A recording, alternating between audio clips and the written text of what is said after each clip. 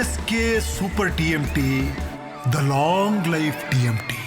ದಾರಿ ಕಾಣದ ದಳಪತಿಯ ದಾರಿ ಈಗ ಕವಲು ದಾರಿ ಆಗೋಗ್ಬಿಟ್ಟಿದೆ. ಆ ಕವಲು ದಾರಿ ಮತ್ತೆ ಬಂದು ಸೇರ್ಕೊಳ್ಳುತ್ತಾ ಅನ್ನುವಂಥದ್ದು ಈಗ ಕುತೂಹಲದ ಕೇಂದ್ರ ಬಿಂದು. ವಿಸಿಕೆ ಟಿವಿಕೆ ಮೈತ್ರಿ ಫೈನಲ್.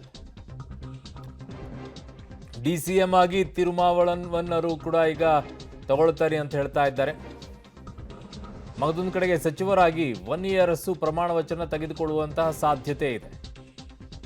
ಆದರೆ ಬೇಷರತ್ ಬೆಂಬಲ ಅಂತ ವಿಸಿಕೆ ಹೇಳ್ಕೊಳ್ಳುತ್ತೆ. ಅದು ಯಾವುದ್ರಿ, ಬೇಗ ಇರೋದೇ 2 ಶಾಸಕರಿಗೆ ಒಂದು ಡಿಸಿಎಂ ಒಂದು ಸಚಿವ ಸ್ಥಾನ ತೊಗೊಂಡ್ಬಿಟ್ಟು ನಾವು ಬೇಷರತ್ ಬೆಂಬಲ ಅಂದರೆ ನಗೆ ಪಾಟ್ಲಿಗೆ ಈಡಾಗ್ಬಿಡುತ್ತೆ. ಅದು ಹಂಗಿದೆ ಪಕ್ಷ ಈಗ.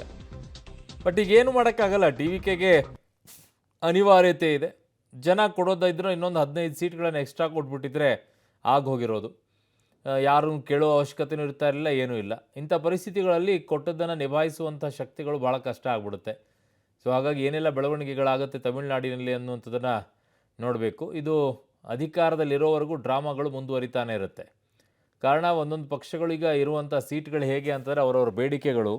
ನಾನು ಒಬ್ಬನ ಆಚೆ ಹೋಗ್ತೀನಿ ಅಂದರೆ ಸಾಕು, ಪಕ್ಷ ಸರ್ಕಾರ ಅತಂತ್ರವಾಗೋಗ್ಬಿಡುತ್ತೆ. ಹಾಗಾಗಿ ಅವ್ರು ಹೇಳಿದ್ದನ್ನೆಲ್ಲ ಕೇಳೋ ಪರಿಸ್ಥಿತಿಗಳು ಬಂದ್ಬಿಡುತ್ತೆ. ನನ್ನ ಸಹೋದ್ಯೋಗಿ ಮಸೂದ್ ಇದ್ದಾರೆ. ಮಸೂದ್, ಈ ಪರಿಸ್ಥಿತಿ ಹೆಂಗಾಗ್ಬಿಡುತ್ತೆ ಅಂತಂದರೆ ಈಗ ಬೇಷರತ್ ಅಂತ ಹೇಳ್ತಾರೆ, ಡಿ.ಸಿ.ಎಮ್ಮು ಸಚಿವ ಸ್ಥಾನವನ್ನು ಕೇಳ್ತಾರೆ, ಮತ್ತೆ ಬೇಷರತ್ ಅಂತಾರೆ. ಏನು ಮಾನ ಮರ್ಯಾದೆ ಇದೆ ಏನ್ರಿ ಇದಕ್ಕೆ ಬೇಷರತ್ ಅನ್ನುವಂಥ ಶಬ್ದ ಬಳಕೆ ಮಾಡೋಕ್ಕೆ? ಇರಲಿ. ಆದರೆ ಇನ್ನೊಂದು ಕಡೆಗೆ ಇವತ್ತಲ್ಲ ನಾಳೆ ಇದು ಇಡೀ ಸರ್ಕಾರ ಇರುವವರೆಗೂ ಕೂಡ ಇದೇ ರೀತಿಯಾಗಿ ಬ್ಲ್ಯಾಕ್ ಮೇಲ್ ಮಾಡಿಕೊಂಡೇ ಇವರು ಅಧಿಕಾರವನ್ನು ನಡೆಸೋ ಹಂತಕ್ಕೆ ಹೋಗ್ಬಿಡ್ತಾರೇನೋ. ಈ ಉಳಿದಂಥವ್ರು ಟಿವಿಕೆಯನ್ನು ಹೊರತುಪಡಿಸಿ ಉಳಿದಂತಹ ಪಕ್ಷಗಳೇನು ಬೆಂಬಲ ಕೊಟ್ಟಿವೆ, ನಾನು ಆಚೆ ಹೋಗ್ತೇನೆ ನೋಡು, ಇಲ್ಲ ನಂಗೆ ಇದು ಮಾಡಿಕೊಡು, ಈ ಥರನೇ ಆಗ್ಬಿಡುತ್ತಾ ಅಂತ. ಅರುಣ್, ಸರ್ಕಾರ ರಚನೆ ಆದಮೇಲೆ ಹೆಚ್ಚು ಕಡಿಮೆ ಅದೇ ಚಿತ್ರಣ ಮನೆ ಮಾಡುತ್ತೆ. ಯಾಕೆಂದರೆ ಸರ್ಕಾರ ರಚನೆ ಆಗುವ ಮುನ್ನವೇ ವಿಸಿಗೆ ಇಷ್ಟೆಲ್ಲ ಆಟವನ್ನು ಟಿವಿಕೆ ಮುಖ್ಯಸ್ಥ ವಿಜಯ್ ಅವ್ರಿಗೆ ಆಟ ಆಡಿಸ್ತಾ ಇದೆ ಅಂತಂದರೆ ಸರ್ಕಾರ ರಚನೆ ಆದ ನಂತರ ಇನ್ನೆಷ್ಟು ಆಟ ಆಡಿಸ್ಲಿಕ್ಕಿಲ್ಲ. ಯಾವಾಗ ಈಗ ವಿಜಯ್ ಮತ್ತು ಟಿವಿಕೆ ಪಕ್ಷ ಒಂದು ಲೆಕ್ಕಕ್ಕೆ ಅಧಿಕಾರ ರಚನೆ ಮಾಡಬೇಕು, ಓಕೆ, ಆವಾಗ ಸರ್ಕಾರ ಇನ್ನಷ್ಟು ಸೂಕ್ಷ್ಮ ಆಗಿಬಿಡುತ್ತೆ. ಈಗ ಒಂದ್ಸಲ ಅಧಿಕಾರ ರಚನೆಯಾಗಿ ಮತ್ತೇನಾದರೂ ಸಮಸ್ಯೆ ಆದರೆ, ಅವರೇನಾದರೂ ಕಿತಾಪತಿ ಜಾಸ್ತಿ ಮಾಡಿದ್ರೆ ಏನು ಮಾಡಬೇಕು, ಮತ್ತು ಸರ್ಕಾರ ಉರುಳೋಗುತ್ತೆ. ಆ ಮಟ್ಟಕ್ಕೆ ಸೂಕ್ಷ್ಮತೆ ಸರ್ಕಾರಕ್ಕೆ ಮತ್ತು ವಿಜಯ್ ಅವ್ರಿಗೆ ಬಂದುಬಿಡುತ್ತೆ. ಆವಾಗಲೂ ಕೂಡ ಇವರು ಹಾಗೇನೆ ಒಪ್ಕೊಂಡು ಹೋಗಬೇಕಾಗುತ್ತೆ. ಆದರೆ ಯಾವ ರೀತಿ ನಿಭಾಯಿಸ್ತಾರೆ ಕಾದು ನೋಡಬೇಕು. ಸದ್ಯಕ್ಕಂತೂ ಸರ್ಕಾರ ರಚನೆ ಆಗಲಿ ಅನ್ನುವಂತಹ ಒಂದು ಆಲೋಚನೆಯಲ್ಲಿ ವಿಜಯ್ ಅವರು ಇರುವಂಥದ್ದು. ಜನಾದೇಶ ನಮ್ಮ ಪರ ಬಂದಿದೆ, ಹಾಗಾಗಿ ನಾವು ಸರ್ಕಾರ ರಚನೆ ಮಾಡಬೇಕು ಅನ್ನುವಂತಹ ಉಮೇದು. ಈಗ ವಿಸಿಕೆ ಅವರು ಬೆಂಬಲ ಸಿಕ್ಕಿದೆ ಅಂತ ಕೂಡ ಹೇಳಲಾಗ್ತಿದೆ. ಜೊತೆಗೆ ನಾಳೆ ಯಾರ್ಯಾರು ಪ್ರಮಾಣ ವಚನ ಸ್ವೀಕಾರ ಮಾಡ್ತಾರೆ ಅನ್ನುವಂಥ ವಿಚಾರದಲ್ಲೂ ಕೂಡ ಒಂದಷ್ಟು ಬೆಳವಣಿಗೆಗಳು ಕಂಡು ಬರ್ತಾ ಇದ್ದಾವೆ. ಈಗ CM ಆಗಿ ವಿಜಯ್ ಅವರು ಪ್ರಮಾಣ ವಚನ ತೆಗೆದುಕೊಳ್ತಾರೆ. ಜೊತೆಗೆ ಹತ್ತತ್ರ 15ರಿಂದ 20 ಜನ ಸಚಿವರಾಗಿ ಆ ಪ್ರಮಾಣ ವಚನ ತೆಗೆದುಕೊಳ್ಳುವ ಸಾಧ್ಯತೆ ಇದೆ.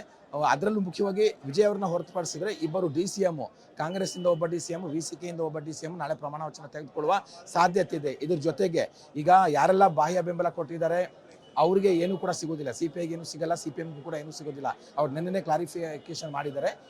ನಾವು ಬಾಹ್ಯ ಬೆಂಬಲ ಕೊಡ್ತಾ ಇದ್ದೇವೆ, ಸರ್ಕಾರದ ಭಾಗ ಆಗೋದಿಲ್ಲ ನಾವು ಅನ್ನುವಂತಹ ಸ್ಪಷ್ಟೀಕರಣವನ್ನು CPI CPM ಕೊಟ್ಟಿದ್ದಾರೆ. ಆ ಹಿನ್ನೆಲೆಯಲ್ಲಿ ಅವ್ರಿಗೆ ಯಾವುದೇ ಸಚಿವ ಸ್ಥಾನ ಕೊಡೋದಿಲ್ಲ, ಅಂದರೆ ಅವ್ರಿಗೆ ಅಧಿಕಾರದಲ್ಲಿ ಅವರ ಶಾಮೀಲತ್ವ ಇರೋದಿಲ್ಲ. ಇನ್ನು ಕಾಂಗ್ರೆಸ್ಗೆ 2 ಸಚಿವ ಸ್ಥಾನ ಸಿಗುತ್ತೆ ಅಂತ ಕೂಡ ಹೇಳಲಾಗ್ತಿದೆ. ಯಾಕೆಂದರೆ ಫಲಿತಾಂಶ ಬಂದ ಬೆನ್ನಲ್ಲೇ ಮೊದಲಿಗೆ ಟಿವಿಕೆಗೆ ಬೆಂಬಲ ಘೋಷಣೆ ಮಾಡಿದ್ದೆ ಕಾಂಗ್ರೆಸ್ಸು. DMK ಸಂಘ ಕಳೆದುಕೊಂಡು ಟಿವಿಕೆ ಬಳಿ ಬಂದು ಜಾಯ್ನ್ ಆಗಿದ್ದಾರೆ ಅವರು. ಒಂದು DCM, 2 ಸಚಿವ ಸ್ಥಾನ ಕಾಂಗ್ರೆಸ್ಗೆ ಸಿಗ್ತಾ ಇದೆ.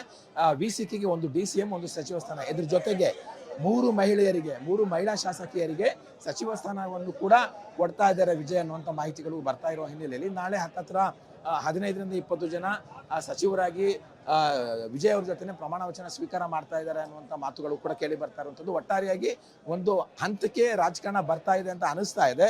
ಆದರೂ ಕೂಡ ಯಾವುದೇ ಸ್ಪಷ್ಟತೆ ಸಿಗ್ತಾ ಇಲ್ಲ. ಮುಖ್ಯವಾಗಿ 2 ಕಡೆಯಿಂದಲೂ ಕೂಡ ಅಧಿಕೃತವಾಗಿ ಯಾವುದೇ ಘೋಷಣೆ ಇದುವರೆಗೆ ಆಗಿಲ್ಲ. ಅರುಣ್, ಓಕೆ, ಹಾಗೆ ಸಂಪರ್ಕದಲ್ಲಿ ಈ ಕತೆ ಮುಗಿಯುವಂಥದ್ದು ಕಾಣಿಸ್ತಾ ಇಲ್ಲ. ತಮಿಳುನಾಡಿನಲ್ಲಿ ಡ್ರಾಮಾ ಮಾಡ್ಕೊಂಡು ಓಡಾಡ್ತಾ ಇರುವಂತಹ ಈ ತಮಿಳುನಾಡಿನಲ್ಲಿರುವಂಥ ಪಕ್ಷಗಳು ಕತೆ ಅಂತೂ ಹೇಳೋ ಹಾಗೆ ಇಲ್ಲ.